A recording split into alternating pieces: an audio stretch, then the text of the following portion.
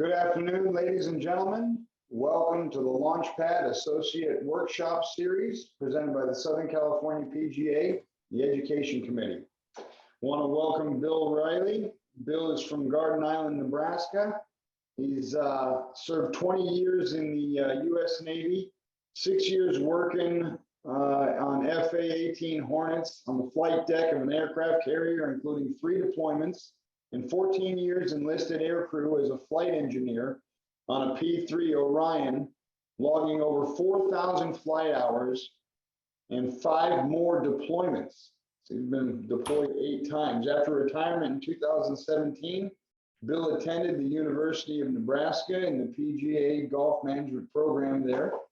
He graduated in May 2021 and was elected to PGA membership in June of 2021. His internships included York Country Club in Nebraska, Treetops Resort in Michigan, Chicago Highlands Club, and John Jacobs Golf School. Bill's currently living in Phoenix, Arizona, and is the primary instructor at Hillcrest Golf Course for the John Jacobs Golf Schools in Sun City West, Arizona. Bill, thank you very much for taking the time to educate the associates on the LaunchPad workshop. Thank you, sir. How are you? I'm doing fantastic. It's a beautiful windy day here in Phoenix today. Got 72 and about a 18-mile-an-hour wind. Interesting time teaching in that weather. Sure. Makes it hard to see what the ball flight's really doing when the wind's blowing it around all over the place.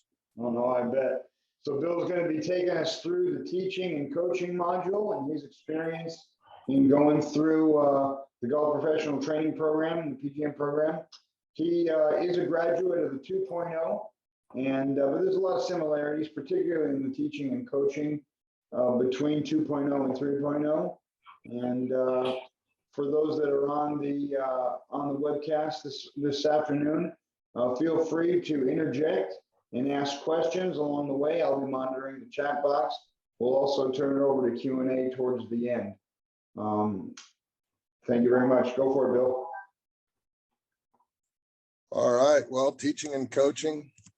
Again, the introduction about me. Like I say, I got into golf a little bit later. I didn't really play a lot until I was in my late 20s, but when I picked up the game, I just completely fell in love and completely hooked and just love playing in 7 days a week if work and whatnot doesn't get in the way. I still enjoy playing. But then as I got closer to retiring from the Navy, I decided I wanted to follow the old adage of get a job doing something you love, and you'll never work another day in your life.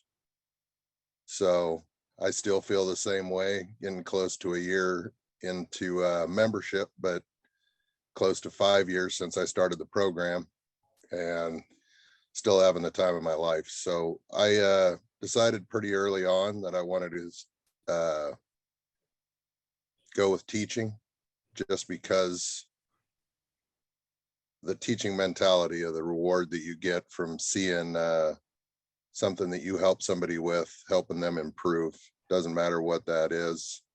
You wonder why teachers don't get paid a lot and still do what they do. It's that fulfilling feeling. So I really enjoy that, and I like meeting new people. So with that being said, I've been working out here since the 1st of August. When I started full time, I did a couple internships with John Jacobs, but did a couple of teaching internships while I was trying to focus on getting into instruction. And you can really use this to go that direction. The modules, especially if you make sure to pay attention to actually dedicate your time, it'll really help guide you into learning what you need to learn to get into teaching. But that, aside from that, just being a PGA member, you should have an interest in instruction. Teaching and coaching is a huge part of the association that you're working in now and looking to become a member of. Because even if you are more on the management side, general manager at a club or anything like that, as soon as you wear that PGA seal, everybody's going to expect you to know, be able to help them with their golf game. They're going to have questions. Just like you might not be a PGA Tour rules official, but you better be up to speed on your rules if you're got a member come up and ask you a question and want to settle an argument. So being a well-rounded golf professional, even though I wanted to get into teaching, I still made sure that I learned every other aspect of being a PGA professional. So even if instruction's not your way to go, I would definitely spend your time and make sure you take care of these modules. The learning outcomes, if you always keep those in mind. So when you look at the learning outcome for any of your modules or your sections, that's going to help guide you to what they're looking for when you're filling out your work experiences, when you're working on your portfolios. Always keep the learning outcomes in mind, and then that'll make sure that you are filling out all of your modules completely and correctly. Because if you're fulfilling the learning outcomes, then you're going to be providing the information that they want you to know to go into each section. So knowing how a student learns is extremely important. Being able to interact with who you're teaching is extremely important, because not everybody learns the same way. You know, you can read books on how people learn and so on and so forth, but you have to read your students, whether they're adults or juniors, to be able to tell if they're receiving the information that you're given in the way that you're giving it. So you have to learn to identify how people learn and try to teach and have the ability to teach to different people that learn in different ways. You also have to be able to define how if somebody is learning what you're trying to teach them based on their performance. So if you get somebody coming to you for a golf lesson, or they want to get better at putting, or whatever it might be, you have to have some way to establish and distinguish whether they're benefiting from the instruction you're giving them. So you want to define how to understand and recognize learning and improvement in performance. Juniors are awesome. They're like sponges. I mean, you teach juniors things, they're in that adolescent and younger stages of development, where everything that they do, they're learning new things, they're growing, their bodies are changing and everything else, and they take to teaching extremely well. Being able to keep up with them is going to be the challenge. The ability to conduct a physical evaluation of a junior, I would not have thought that this would have been that big of a deal when I was younger, but I think it's getting more and more prevalent now in the age of electronic devices. If when you run across a 12-year-old or 14-year-old that you can already see significant signs of both upper and lower cross syndromes, and because they just spend their life in front of a video game, in front of a computer, in front of their cell phone, and they're not really getting out. And during that phase of physical development, they're not getting out, running, jumping, playing, learning physical skills. It can be very difficult to talk to a parent about them not being able to improve with their golf game because they're interested in golf. Their parents are interested in them learning golf, but you have to just be able to sit down and say, well, they're going to have to get out and play some sports, do some other things. They need to get out and get out from behind a screen. So those can be some very difficult conversations with parents sometimes, but they have to understand that it's not irreversible, but it's going to take some actual work and exercise to be able to overcome some of the shortcomings in their physical development. So those are something that you're going to have to figure out how to make those interactions. So in the teaching outcomes, you're going to want to make sure that all the knowledge in the world that you have as a golf instructor really doesn't make that much difference if you don't have that relationship with your student.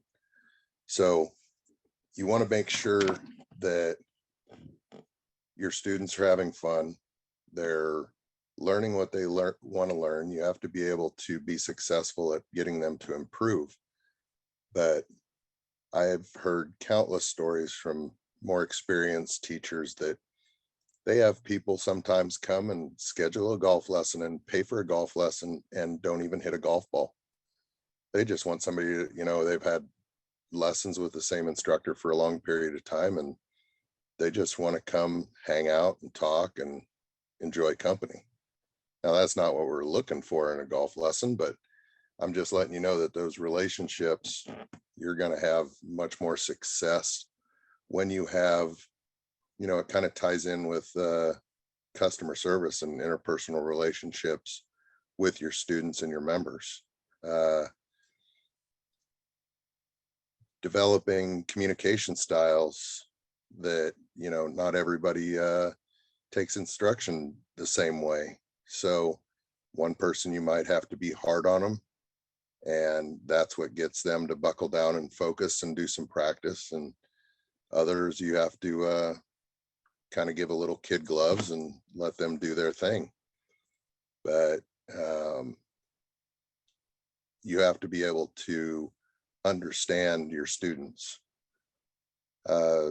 Analyzing students' needs is sometimes very hard, because you do an opening interview from somebody that is taking a first lesson, and they'll be like, yeah, my short game's fine and my putting's fine, but I just want to learn how to hit my driver better.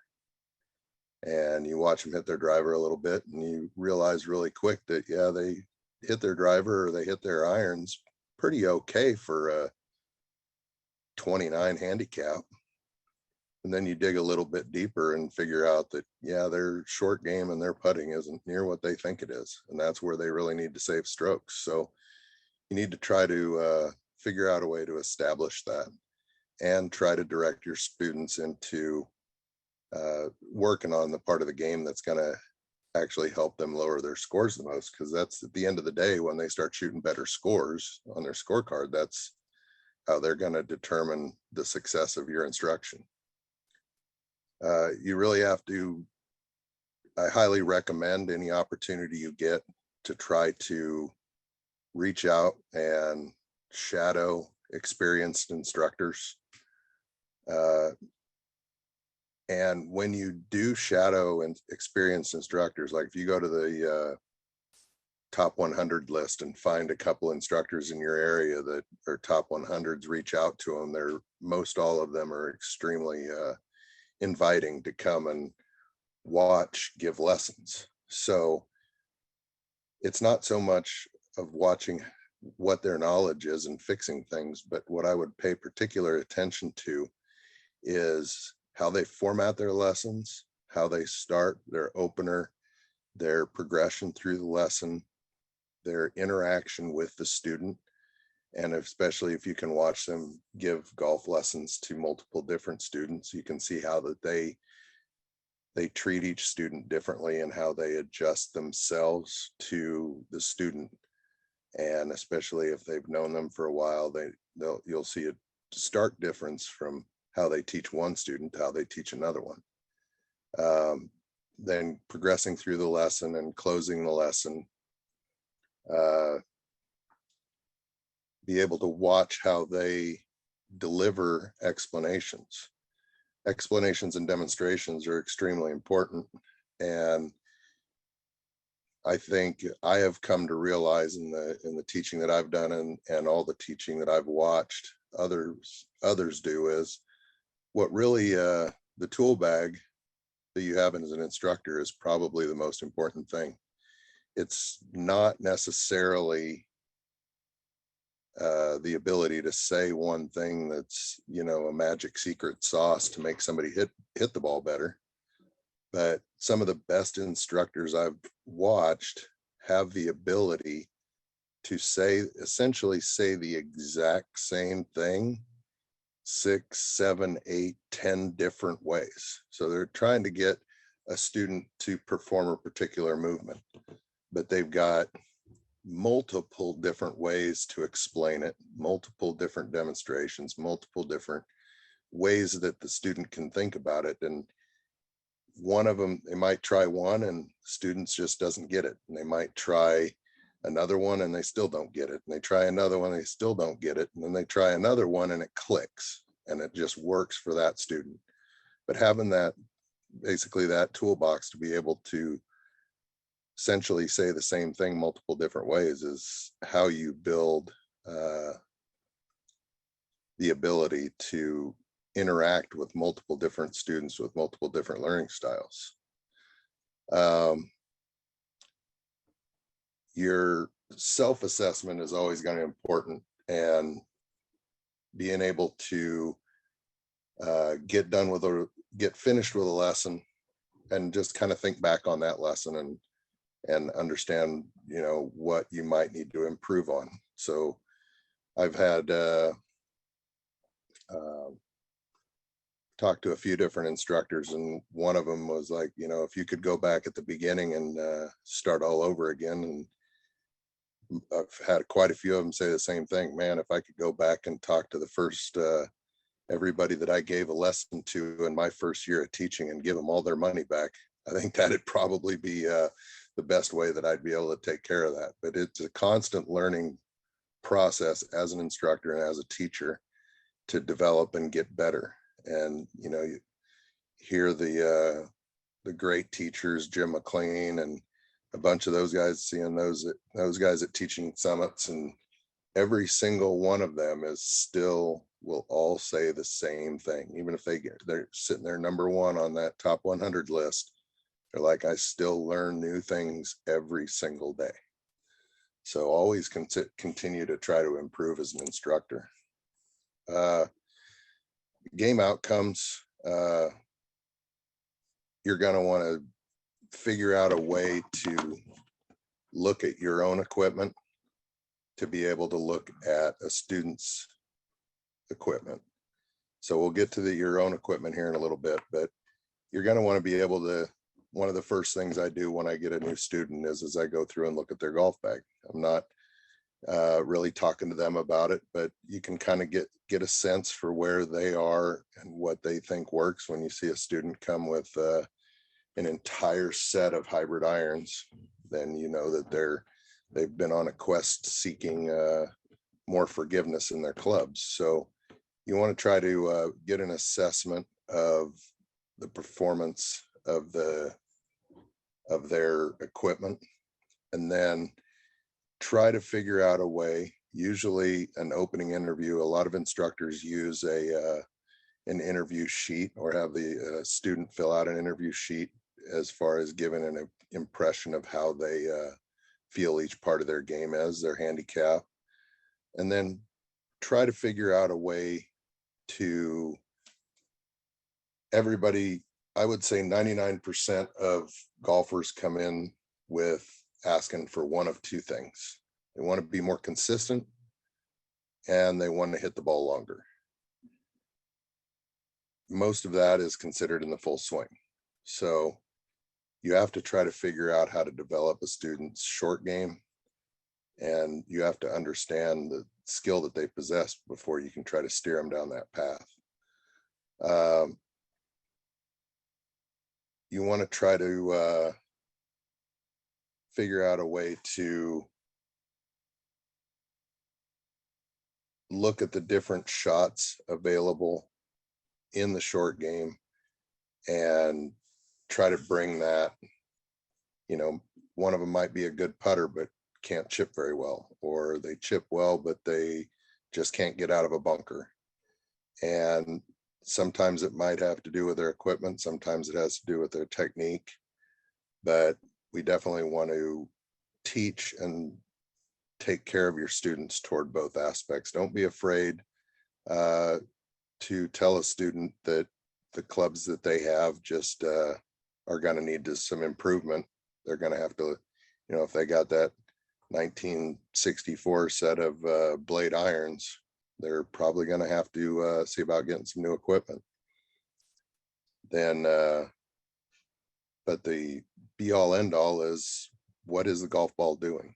Look at the ball flight, quite the equipment and the effectiveness of their swing to be able to control their ball flight, because whatever the ball does in the air is what really matters at the end of the day.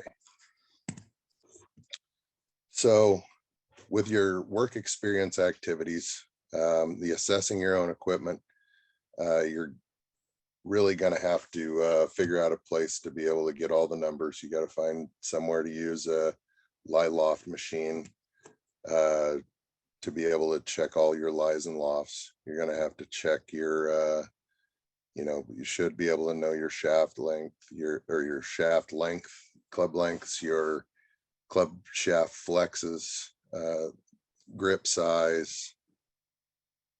Most of that you're going to have a lie loft machine to figure that out. If you have access to a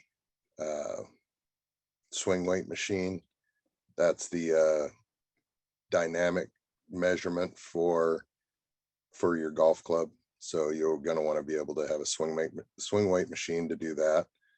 You'll also need to, as it says, if possible, find a way to measure your carry distances with all your clubs to be able to add that into your work experience. Then that's just mostly a numbers filling out type of thing, and just is a little methodical, and you just have to get it done. One of the differences, I understand what this is going with I went through the PGA university program, and I don't know if it was a 2.0, 3.0 difference or a university program versus associate, but the observing of 2 swing lessons and taking of 1 lesson was not part of our work experience that we went through in the university program. But it's going to be the same either way when it comes to taking your videos. I would say that one of the most important things when it comes to your videos is the audio portion. That's always going to be a challenge unless you're taking your swing lessons or giving your swing lessons in an indoor setting. You're probably always going to have to pay attention to the wind and how the wind is coming through and is affecting your audio, because a lot of devices will use some sort of attempt to noise cancel wind, or the wind will just wash out anything that's coming through in relationship to anything that's trying to be said, either when you're giving a lesson or taking a lesson. So I would keep an eye closely on the audio, keep an eye on the camera setup. Should always, if possible, try to have the sun in the back of the camera, because the glare from the sun, if the sun's on the opposite side of what you're shooting at, it will basically shadow everything that is that you're trying to actually have in your video. So the sun should be, if possible, behind the camera. Tripods are really good. A bench or a chair or something like that would also take care of that. And just try to make sure that everything that you need to get in is in the field of view as far as how close or far away the camera is.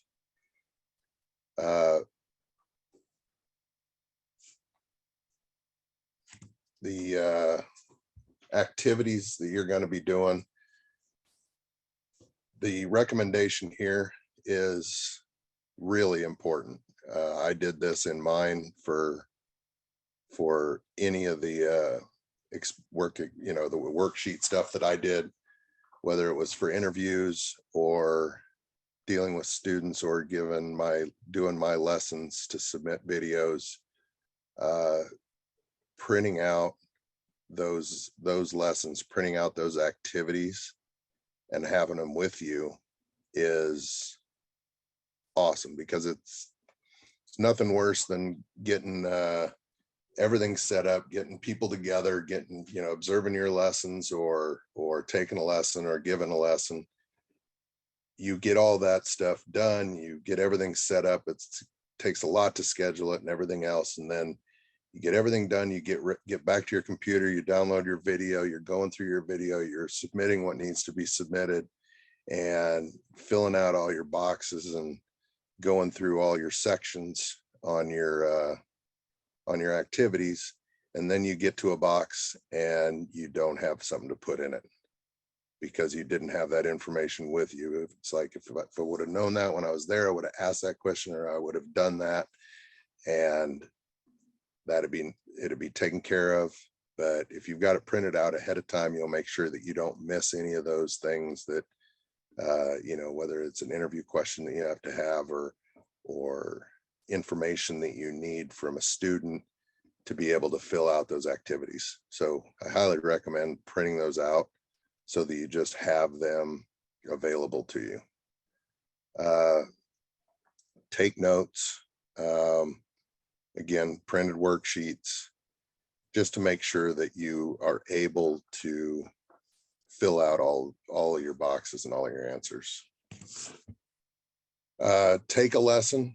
Make sure you're, I would recommend taking as many lessons as you can. Try to take, I'll usually try to take lessons from different instructors, not only just to, get advice and to help me with my own game, which is always good. We always all want to play better. But aside from that, you can use that to pick up teaching techniques for when that instructor is trying to teach you. PGA professionals are really obviously what you're looking for, but especially if you can find directors of instruction and people that have a lot of experience teaching. Even you might not be able to actually take a lesson from a top 100 instructor. They'll let you come and shadow most of the time. They're mostly helpful with that. But as far as to actually take a lesson from them, that's a pretty tall task. Aside from monetarily, a lot of times they're just completely full. They just don't have time to give an associate a lesson. But at least try to find somebody at a club that's a director of instruction that does the majority of their work as an instructor. Your say your general manager at the club might be a PGA professional, and if he probably knows how to give a golf lesson, but that's not his primary job. His primary job is to make sure all the operations of the club are running smoothly and the members are happy. So having somebody that actually spends a full time teaching, or a majority of their time teaching, will definitely be a benefit to be able to learn how to give a lesson from somebody that has been doing it for a long time. When you give a lesson, one thing that we were warned about when we were going through the program, and I just still believe this, is make sure you have a beginning player. you can kind of tell when somebody is trying to fake it. You know, they grab another friend of theirs that's in the program or something like that, and it's like, I'm going to give you a lesson and you pretend to be a beginning player. They can tell. So I would definitely try to find somebody that's newer to the game, and just sure you have plenty of friends that don't play golf very well, and go ahead and grab one of them and give them a lesson. So make sure you got a beginning player, give them a lesson. Again, print out the worksheet, print out your activity so that you don't miss any spots, especially if it's somebody that you don't have close contact with, that you're giving a lesson to. Be a lot harder to come back and try to find it again.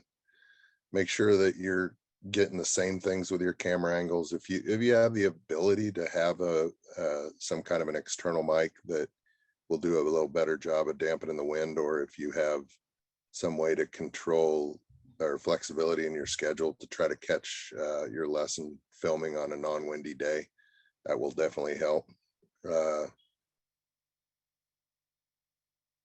And just make sure that you get the entire lesson, you get everything that's required. Make sure that you plan it ahead of time,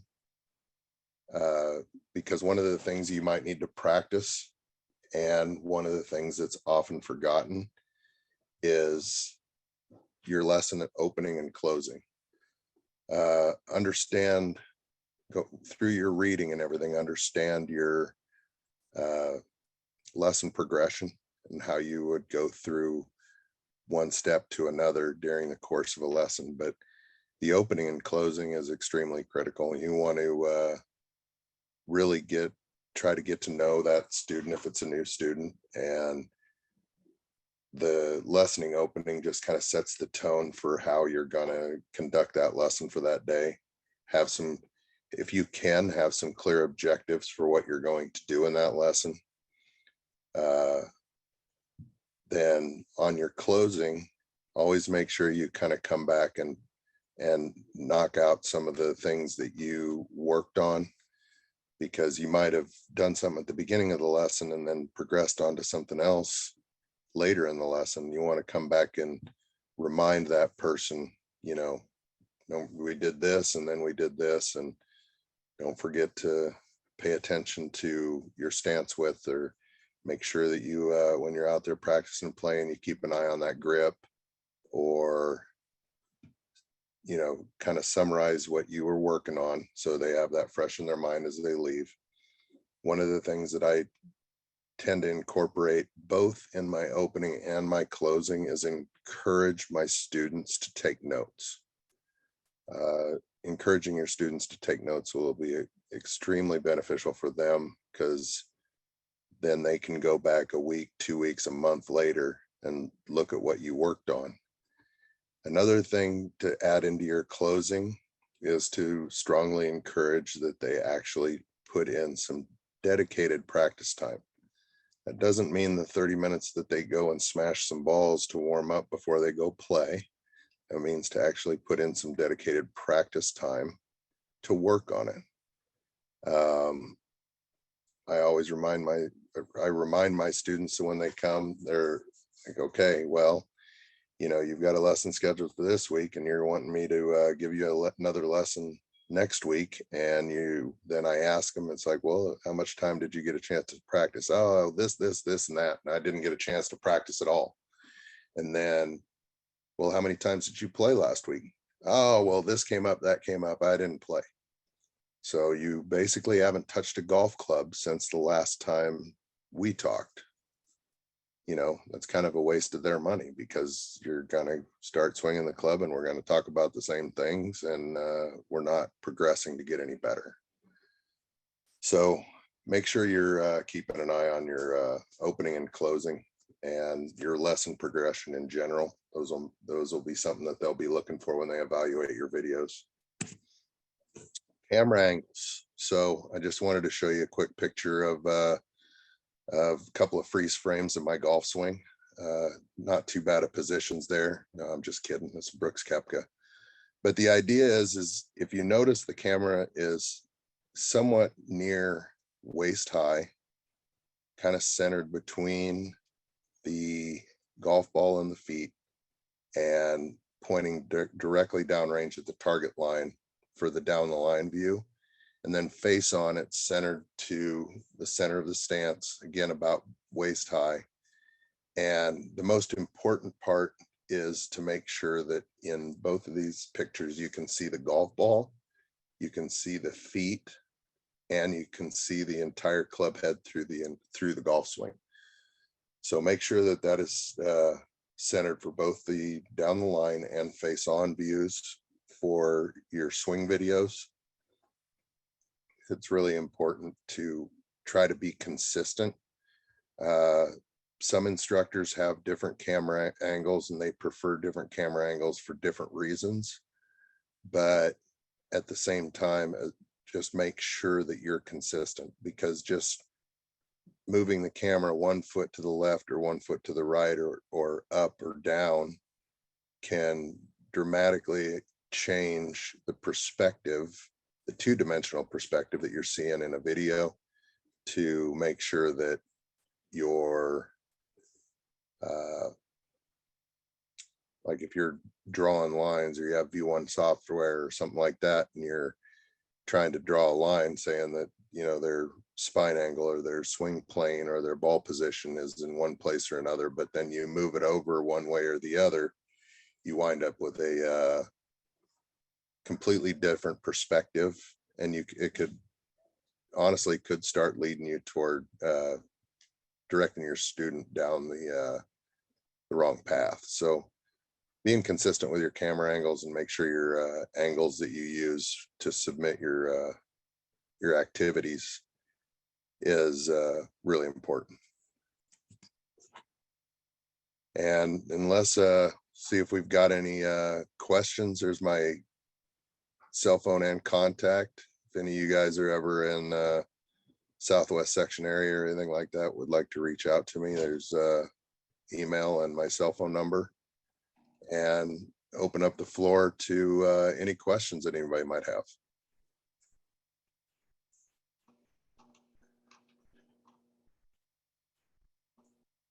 Anybody?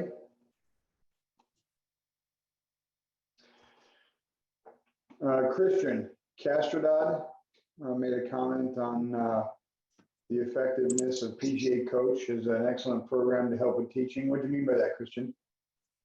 I just finished the program.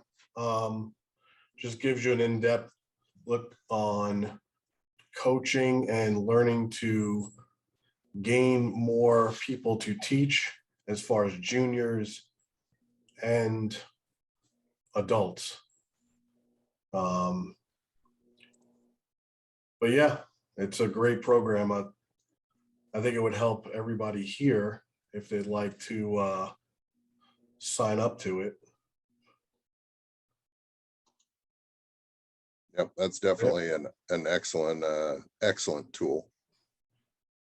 And Bill, I'm just north of you. I'm actually in Prescott. It's not 72 degrees. It was 32 degrees. Yeah, you need to come south and come play a little golf. Yeah, we had an NAIA tournament, got canceled yesterday. We had 2 inches of snow. And then today they just got dumped on basically with like 4 holes left. Jeez. Yeah. Yeah, I need to get up to Prescott. I haven't my family's had a winter house down here in either Peoria or Sun City for about 40 years. So even though I'm new here, I don't feel new to the area, but it's every time I've been here prior to getting here in August last year has always been in the winter. So going up to Prescott or Payson or Flagstaff or any of those places to try to play golf is not usually an option in December and January. No, up here is, I mean, we just had random snowstorms, but we've had, well, a week ago was 70. So the weather is going up and down. I know Monday it's supposed to be 70 degrees. But yeah, I just moved out here the same thing. I was in the panhandle of Florida. So the cool weather is similar, but no snow. I did the better part of my last 14 years is when I was a flight engineer. I was in Jacksonville. Okay. Yeah, I'm the head golf professional at Antelope Hills. So Bill, how would you relate your 20 years of service in the Navy and how that ties into your teaching philosophy and your teaching methodology? Well, on a couple of aspects, I mean, you know, with the amount of people that you meet, definitely gives you the opportunity to make a lot of social interactions, be able to develop some skills of being able to deal with different type of people.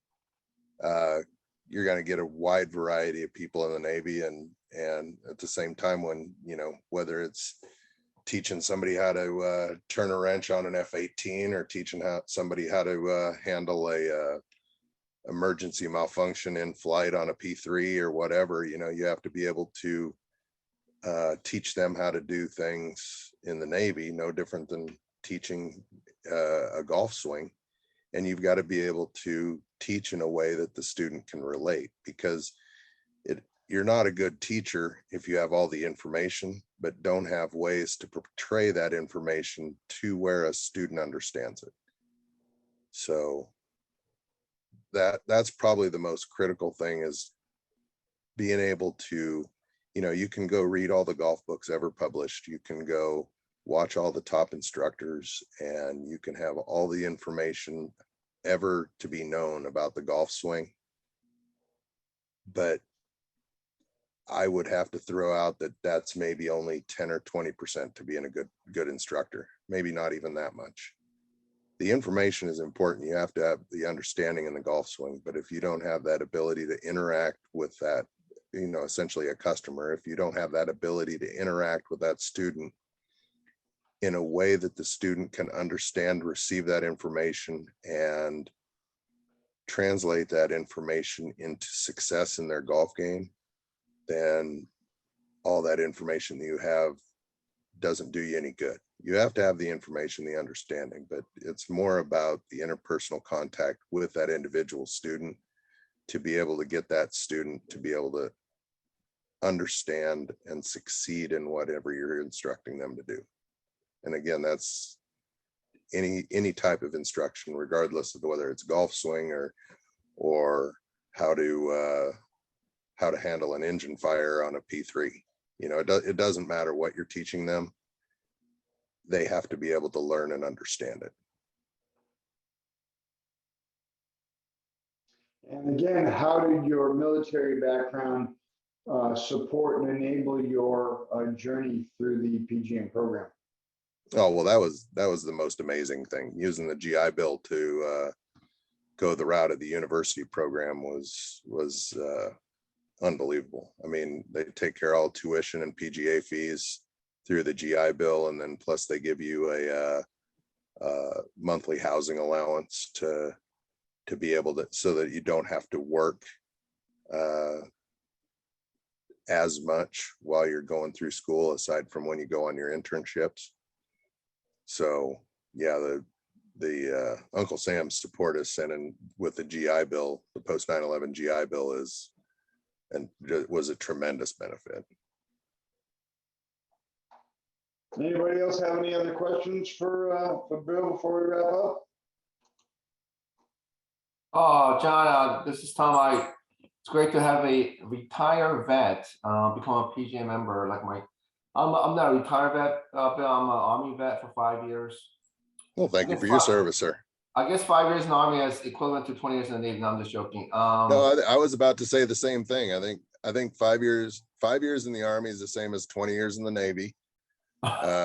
2 years in the Marine Corps is the same as 5 years in the Army. And 20 years in the Navy is about the same as 60 years in the Air Force.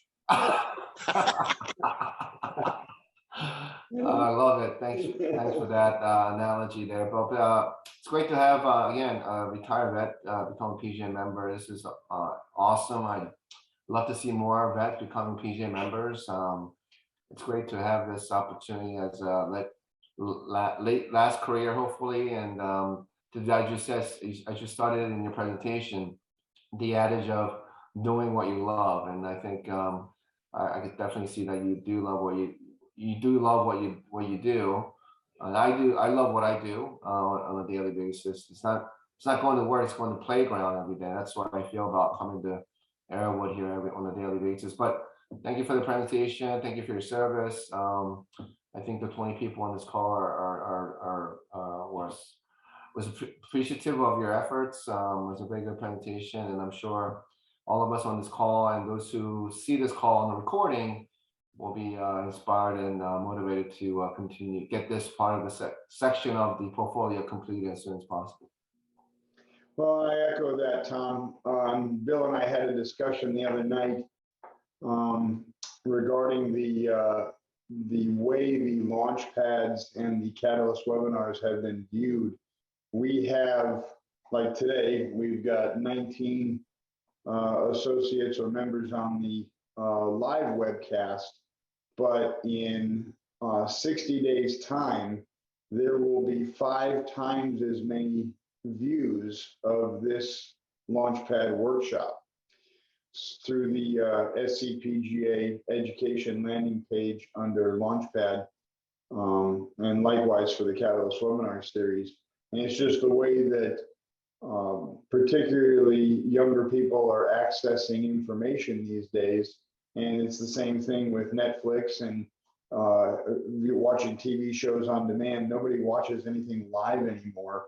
It's all, based on our busy schedules and when we have time to view them.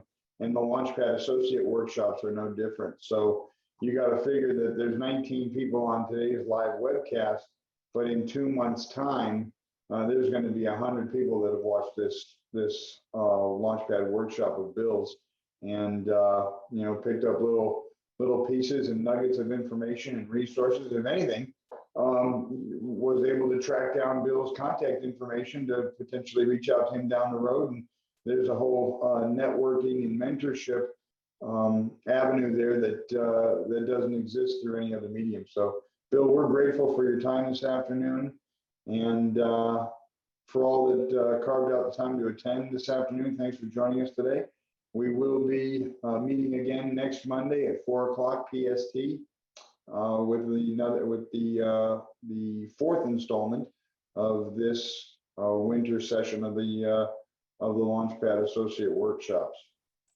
Thank you, everybody. Bill, thanks for your time on behalf of the Education Committee for the Southern California PGA.